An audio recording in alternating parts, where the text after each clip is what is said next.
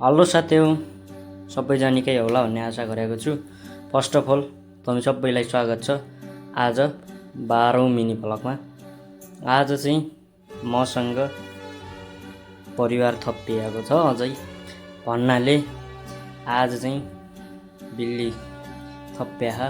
यो चाहिँ यसको आमाले चाहिँ छोडेर गएको। यिनीहरूलाई चाहिँ अब सानै छ, कहाँ छोड्नु, त्यही भएर मैले पाल्ने निर्णय गरेर मैले नै राखेको छु।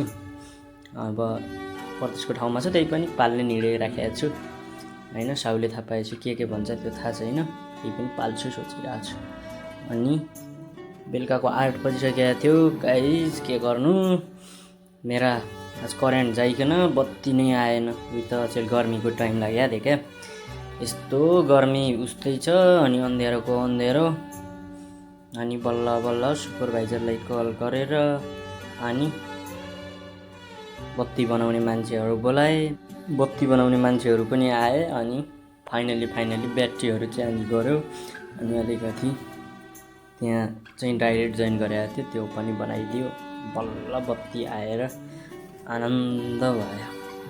बिचरा त्यसै चलेको छ, के गर्नु, परदेशी जिन्दगी छ।